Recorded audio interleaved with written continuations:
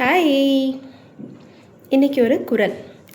மனத்துக்கண் மாசில நாதல் அனைத்தரன் ஆகுல நீர பிற. குறளோட அர்த்தம் தெரியுமா?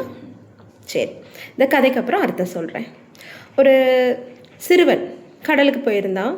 கடலில் அலைகளோட விளையாடிட்டு இருந்தான். அவனோட செருப்பு அலை அடைச்சிட்டு போயிடுச்சு.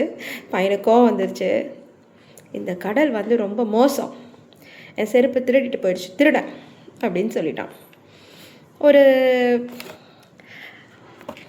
இளைஞன் இருந்தார்.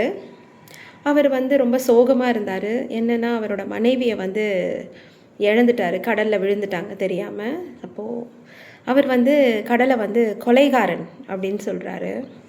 ஒரு மீனவன் போயிட்டு மீன் பிடிச்சிட்டு வந்தார். அவர் கடலை வள்ளல் அப்படின்னு சொன்னார். முத்து எடுக்கிறவர் போயிருந்தார், முத்து கொண்டு வந்திருந்தார். அவர் கடலை பார்த்துட்டு, பெரிய ஒரு அதிர்ஷ்டசாலி நான், இந்த மாதிரி ஒரு கடல் கிடைக்க அப்படின்னு சொன்னார். ஸோ நம்மளும் அப்படி தான்.